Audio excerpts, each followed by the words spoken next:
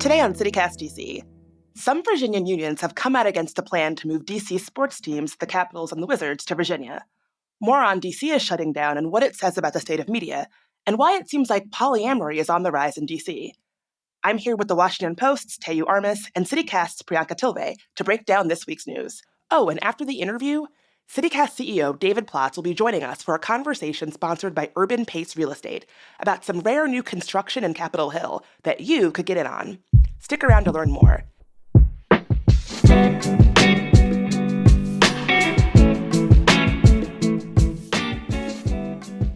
Today's Tuesday, February 27th. I'm Bridget Todd, and here's what DC is talking about.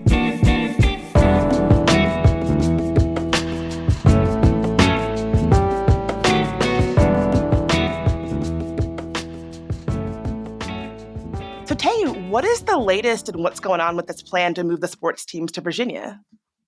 Yeah, so that plan right now is basically making its way through the Virginia General Assembly, where it's definitely, facing some hiccups, some major opposition from some key senators. But a really key wrinkle that emerged in that plan last week was the fact that this group of Northern Virginia unions basically said that they were opposed to the deal, even though it might offer more jobs, and even though, they had spent, I think, 6 weeks negotiating with Monumental, which owns the Caps and the Wizards, and with Governor Glenn Youngkin's administration, they felt like the deal sort of was not good enough and did not meet their demands as far as wage protections and labor standards. What kind of workers are we talking about here? Like, who do the unions represent? Yeah, so in particular, we're talking about construction workers and then also hospitality workers. There's two unions in particular that Virginia and Monumental had been negotiating with. One is Unite Here, which has a couple of different locals. One of them actually represents the workers who sell concessions at Capital One right now, and then, the construction unions as well. And it was basically sort of about what, again, kinds of protections and what sorts of wage minimums you might have building both the arena and then also all this private development that is supposed to go next to the arena, around the arena. And I think what is sort of tricky and interesting in this particular situation is that unlike DC and Maryland, Virginia is what's kind of traditionally called a right to work state, which basically just means it has far weaker labor laws. And so unions don't get as much leverage as they might in a place like DC or Maryland. What might this mean for the deal? Like, are Democratic lawmakers in Virginia unlikely to go ahead with it or support it if these unions are not on board? That's exactly right. Yeah. Especially Northern Virginia, especially in Alexandria, a lot of state senators, city council members in Alexandria basically say, if labor's not on board, I'm not on board either. And so until labor joins in and agrees, or sort of if and when a deal is found, I think this could really jeopardize the votes it needs to pass the Alexandria City Council. In Virginia, there's like some weird kind of machinations happening, and this might end up going through in the state budget, which doesn't really require like a full vote of lawmakers, but things are looking sort of tricky and interesting on that front. I think this is so interesting because I feel like, so the arena deal gets announced, early December it was, right? And then ever since then, it feels like we've just been hearing like the Alexandria community is against this, the labor unions against this. Obviously, DC government is against this. Virginia Senator Louise Lucas is against this. Like, just like one after the other, the opponents to this deal are stacking up.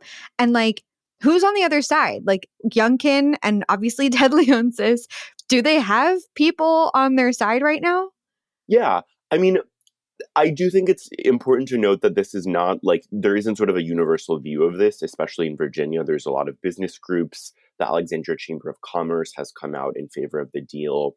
I think a lot of people see an argument that the mayor of Alexandria and other city leaders in Alexandria have made to sort of diversify the city's tax base. It's really, really heavily based on like residential property taxes. And the idea is basically, they want to create something kind of like the wharf, right? That would bring in all these other sorts of revenue streams so that property taxes for homeowners don't have to keep going up.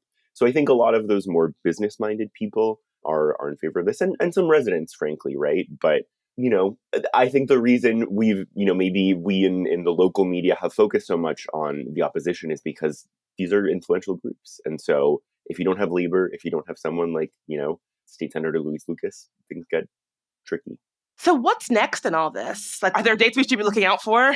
Yeah, I mean, I think really the next big thing is basically the end of the Virginia legislative session, which I want to say is in a couple of weeks. What's basically likely to happen, in part because of someone like Senator Lucas, is that this is basically just going to have to be hashed out in the budget. And what happens is that a bunch of state lawmakers meet in a conference room and kind of figure it out. And there's a lot of things that Democrats want, that they might use to sort of barter with Youngkin in exchange for the arena. So, I mean, Senator Lucas has talked a lot about like creating a recreational marijuana market. She's talked a lot about toll relief in Hampton Roads, which is the area that she represents. Democrats are also pushing a higher minimum wage in Virginia. So there might be some sort of, backroom negotiation to end up making this possible. Or it could die there, frankly, right? If people sort of put a hard line. But at this point, there is no individual bill that is going to be sort of debated,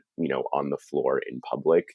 And that is the big thing that Senator Lucas has, basically been opposing. And because she opposes it and controls this very powerful committee, that's kind of what has jeopardized the chances of that sort of making its way through the GA. Just to quickly back it up for listeners who haven't been following this, Lucas is the head of what committee exactly? She's the head of the Senate Finance Committee. And so the way that things work, and I'm not a General Assembly expert, but basically the way that this works is that for something to make it through as a bill, it has to pass one chamber and then the other chamber. It goes from a specific committee and then to sort of the whole Senate or the whole House of Delegates as a whole. Senator Lucas chairs, again, the Senate Finance Committee. So she basically gets to decide what that committee hears and what it doesn't hear. And she has refused to docket a Senate bill that would have created, all the things necessary to build the arena, and then a House bill that had actually made its way through the House, but would need support from the Senate. So that really only leaves this, one remaining legislative option, which is doing this kind of in this slightly more backdoor way in the budget.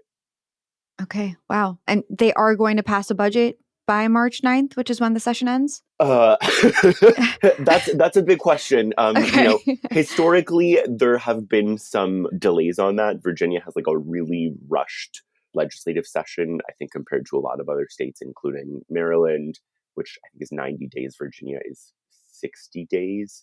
So, we'll have to see. But I think, in a couple of weeks, we might expect a little bit more arena news or not.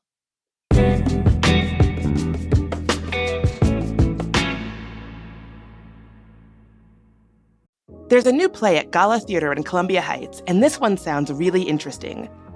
Cristina Garcia's gripping play, The Palacios Sisters, is a Latinx adaptation of Chekhov's Three Sisters, and it captures the vibrant chaos of 1985 Miami. Three sisters and their brother, who recently arrived from Havana, navigate Miami's treacherous landscape filled with drug wars and rampant violence. It's a story of challenged family bonds, resilience, and longing. Check out the world premiere in Spanish with English surtitles, also known as supertitles, at Gala Theater this month. The show is running through February 25th. For more information and tickets, visit galatheater.org. Once again, that's galatheater.org.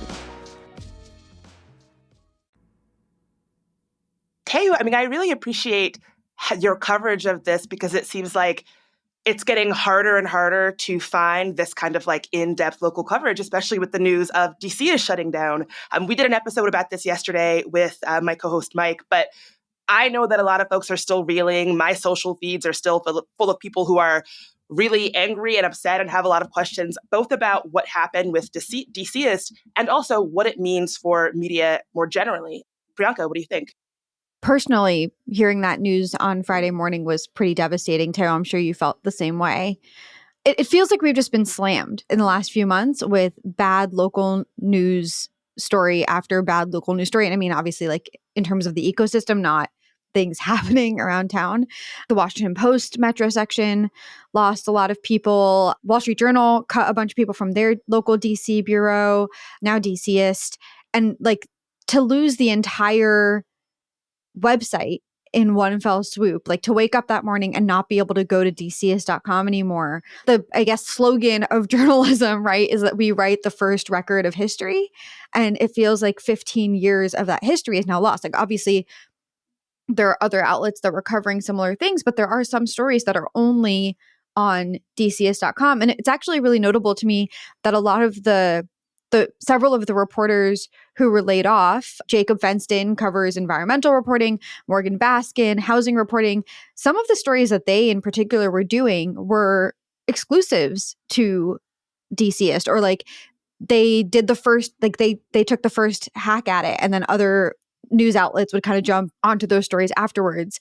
Hector Azadeh is the immigrants communities reporter. Jenny Gathright, criminal justice. Like these are, like, and especially criminal justice. To lose a criminal justice reporter at this time when crime is so central to the issues that people in DC are talking about, it just, yeah, it feels like a lot. Yeah, I don't know. Teo, how were you feeling when you heard this news?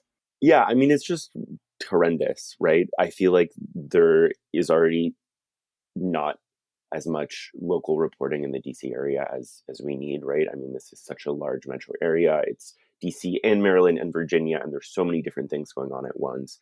And DCist did like such amazing work. I mean, the work of some of the people you just highlighted, right? Like such unique, creative, like really irreplaceable coverage in terms of having people who are kind of covering the region through these sort of topical lenses. And I should also note, like, DCist isn't paywalled, right? I think that's a big part of like what makes the outlet so great is it's, it has this sort of really accessible tone. It was literally accessible in that you didn't have to pay for it. It's just sort of a huge, huge loss for local news in the region, which is so like ironic. I feel like I've seen people on social media platforms talking about, DC probably has more like journalists per capita than anywhere else in the country, but they're all writing about the White House and Congress and, all this sort of national political stuff. Who's, paying attention to the stuff that, hits home and covers us in our neighborhoods and local government and, all these like really just amazing people-centered stories that DCist has been able to cover so well. Yeah, and like given the financing crisis that DC media is in right now, like I'm anxious about whether the reporters that were laid off will be able to find new homes for their reporting. And if they can't, they're just going to leave. And if they leave, then we lose their voices entirely, which is depressing. Yeah, just this morning before we got on this recording, a friend of mine sent me a text about opposition to a sobering center that's meant to be opening like essentially on my street. And I was Googling to try to find information. The only place where it's being talked about right now is DCist. I click on DCist and because I'm like, oh, what's going on my street? Then you get that big square thing that's basically like, you can't read this. Sorry, like, don't have any information for you. One thing that I did find on Twitter, or X, I don't know, whatever. There's been this whole movement for like hashtag unlock DCist, right? Like a lot of people are tweeting with that hashtag to try and compel WAMU to release the site and allow people to access the archive. But until WAMU actually allows us to do that, someone posted, and we'll like retweet this from our account, someone posted a way, like a hack, basically a way around it, where you have to access your browser's developer tools console. So like basically if you're on Chrome, you go view, developer, and then go to developer tools. And then there's like basically a line of code that's in this tweet that you should copy and paste into the console section of the developer tools. This sounds really complicated and it took me a second to figure out, but it worked basically. Once you paste that in there and hit enter, you might have to type allow coding first or something like that, or allow pasting. But then you type this code in and all of a sudden you can access DCist.com. So, I mean, obviously what I just described is jumping through a lot of hoops to access something that should be accessible to us without this. But it is a temporary option while we try to compel the WAMU decision makers to give us access. And speaking of WAMU's decision makers, has it become clearer like what the plan is for WAMU on the business side? I feel like not. I mean, they've released statements, of course, and they've really pushed this narrative about a pivot to audio. But I've seen a lot of skepticism for that online because the reporters that they laid off used to be on WAMU as journalists, as reporters pretty frequently. Jacob Fenston, in particular, the environmental reporter, has been lauded as one of the best audio reporters, audio journalists that was at the company, and they laid him off. So that seems to negate the idea that they're trying to center audio as their focus. So, I mean, and then, yeah, they also had a podcast department that has been shrunk significantly over the years. So it seems really weird to say that, like, we're going to focus on audio because audio is what we do best when you haven't really been doing audio as your central focus for a while now. For sure, yeah. I think it was Morgan Baskin that had a tweet or an X post, I guess. I mean, yeah, basically just saying what you just said, Priyanka, right? Where like you can't have audio without people to appear on audio and talk about the reporting and like feed all of that, right? And that's, you know, what all their great reporters were doing is coming on air and talking about their stories. And I mean, that's a hole you have to fill, and there's a lot less people around to do that. I do know that in a landscape that feels like every day there's a new outlet shuttering or announcing layoffs, a lot of my friends in media are sort of doing their own thing, starting their own, initiatives, with other folks who have been laid off. Is there any good news on the horizon in terms of DC's media landscape? I mean, not much. That was a heavy sigh. Yeah. One thing that I did see was this new outlet called Wildside. It's been created by the former editor-in-chief of District Frey, which also shut down last year. So, bittersweet. But Wildside does seem cool. It's like a new DC-based media company. It's all about kind of highlighting the local creative community. So it's going to be covering culture and arts in the DC region. So that's something to look out for. That is like an area of DC reporting that I feel like in general is underreported. Like in terms of what we do have in our media landscape, it's a lot of politics and news. And I feel like the arts and culture side, though it exists, gets kind of buried. So I think it's cool that they're launching a media company specifically to focus on that.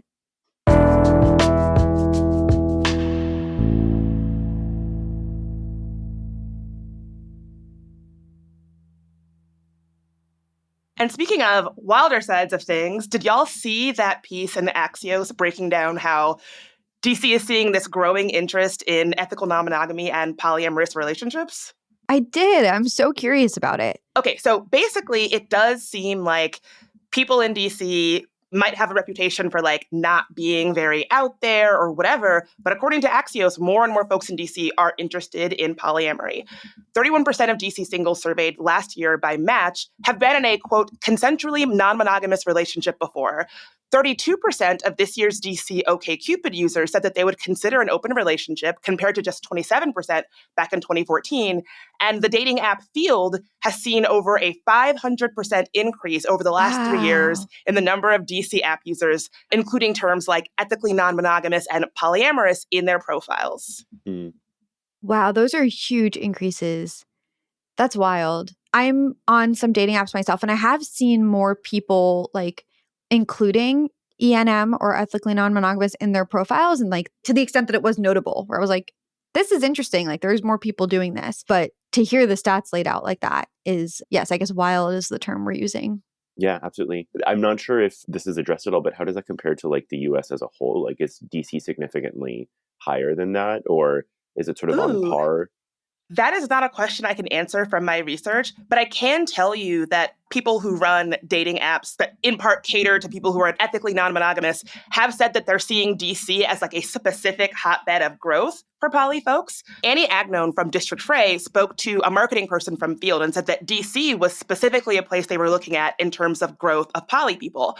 One of the things is that a lot of people in DC work from home, and apparently that has a correlation with people who might be interested in poly or ethically non-monogamous relationships. And then further, I guess it sounds like DC has some very specific cultural norms that maybe make being poly or ethically non-monogamous unique. A lot of folks work in politics, right? And so you might be a little bit skittish to come out and be like, oh, I'm poly or I'm ethically non-monogamous or interested in those lifestyles if you have some high profile government or politics job. And so I can't speak for whether or not it is a higher concentration of these folks in DC, but it does sound like DC has some very specific reasons why it is a hotbed and why it might be a little bit complicated to do in DC. I sort of wonder now also if people are kind of right openly ethically non-monogamous, kind of, what you were talking about, Bridget, with this sort of high profile politics thing, or, with younger generations also, if people are sort of marrying the two and having, high profile jobs and whatever it may be, but also kind of being public about being poly. I don't know. So fascinating. Yeah, I am also curious about how much of this is actually new versus how much of it's just out in the open now. Yeah, that is a really good question. So one thing that was really clear is that the pandemic has been a big driver of people getting interested in exploring these lifestyles. It sounds like when people had a lot of time and space and energy to just sort of think about who they are and what they want out of life and romantic pairings, a lot of them were like, it actually might be a poly situation or an ethically non-monogamous situation. That also tracks with how people explored gender identity and representations of that identity. Like, people got much more open and fluid about new things when we were all in the pandemic. Axios also points to this idea of these shifting relationship and social dynamics and needs. They say, as care communities have gotten smaller and marriages have evolved from being primarily an economic contract to a relationship more about love and even the pursuit of self-actualization, more people are recognizing that one spouse can't meet all of their needs. This is from Keith Scheichinger, co-founder of the Modern Family Institute and the Polyamory Legal Advocacy Coalition here in DC. And so that makes sense that if folks are just looking for something different out of their romantic and social relationships, they might turn to being poly. Yeah, I'm also just fascinated that there is a polyamory legal advocacy coalition in DC. I didn't realize that there were organizations specifically out there, basically polyamory PR firm type situations. Yeah, I mean, it is interesting though, but as they point out, polyamory is not all fun and parties and all of that. There are also really unique challenges that folks have to deal with and very real stigmas. Axios reports that there are limited laws protecting and supporting people who are in these kinds of relationships, and that unlike gender, race, or sexual orientation, relationship structure is not typically in a category that is protected when it comes to things like housing or work. And so you potentially could be fired if somebody didn't like that you were in a poly relationship, or it could make your housing situation difficult. That's a really good point. I hadn't thought about that. Are there resources, are there other resources for people who are in poly relationships and need help, or people who are curious about learning more? Yes, we will throw a link to a list of resources in the show notes. But a couple to point out. So one of the apps that we've talked about in this episode is Field. I wouldn't say that Field caters to only poly people. They kind of bill themselves as being for open-minded people. And so I actually they had a big introductory DC event a couple months ago at the Line in Adams Morgan that I attended.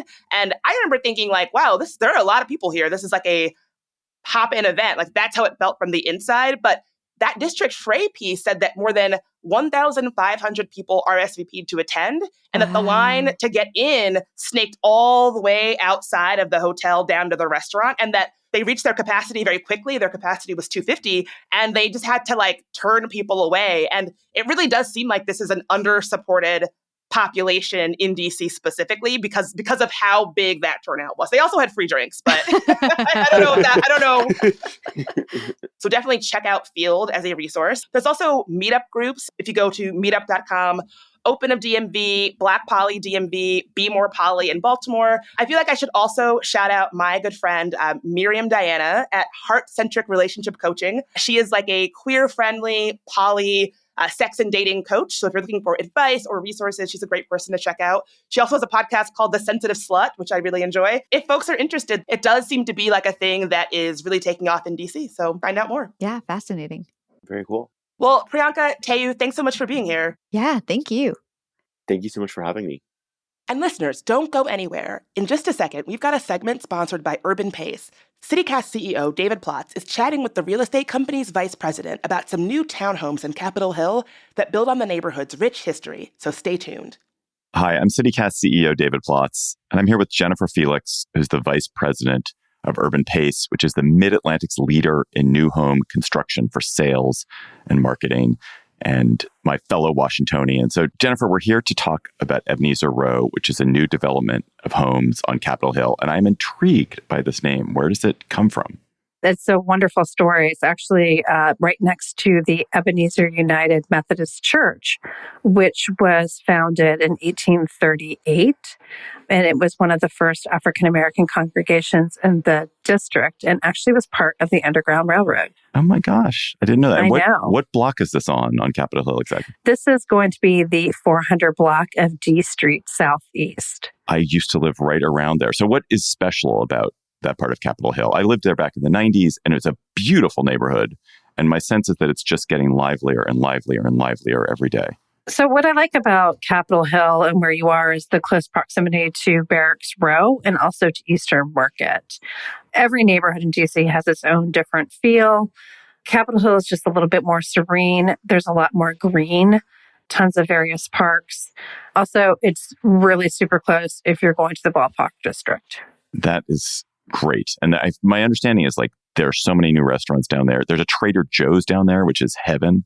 Yes. So one thing, again, about living in the proximity to Barracks Row is how close you are to Eastern Market. And what I like about that is, yes, you do a Trader Joe's, and I'm a fan of Trader Joe's, but I also like the fact that you actually can go to the market if you're looking for something a little bit special.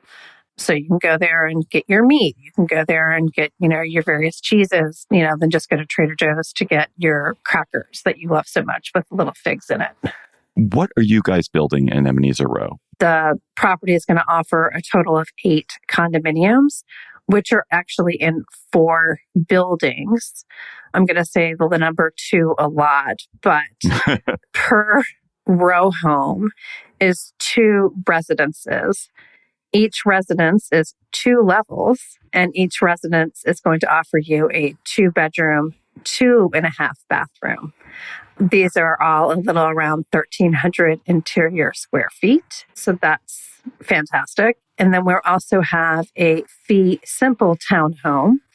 This residence is also new construction. It is close to 2,500 interior square feet. It is a 5-bedroom, 5.5 bathroom. I know. And it's going to offer you 2 parking spaces. And what is the pricing like on this? The fee simple townhome would be priced at $1.75 million.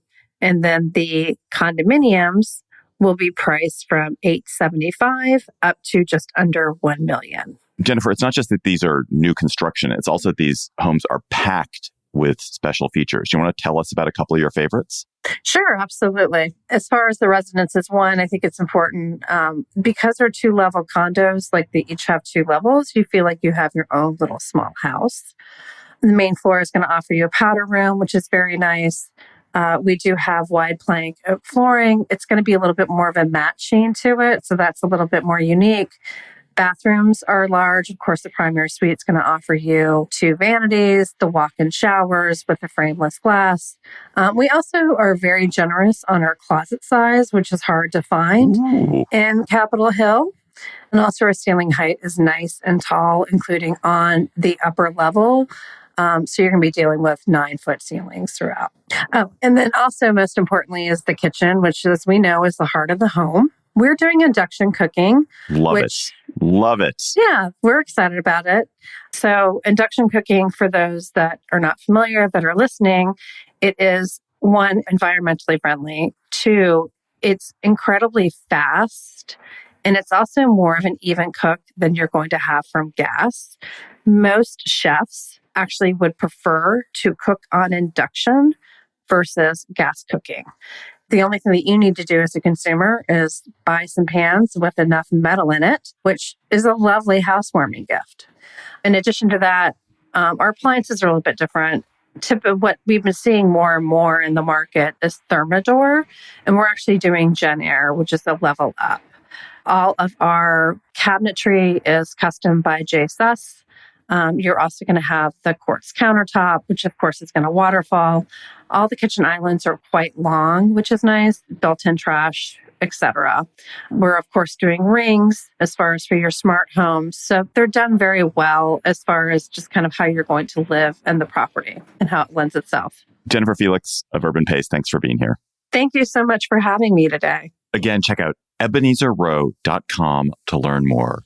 That's EBENEZER row.com. Gosh, that's satisfying to say. We'll have the link for you in our show notes as well to make it nice and easy for you to find.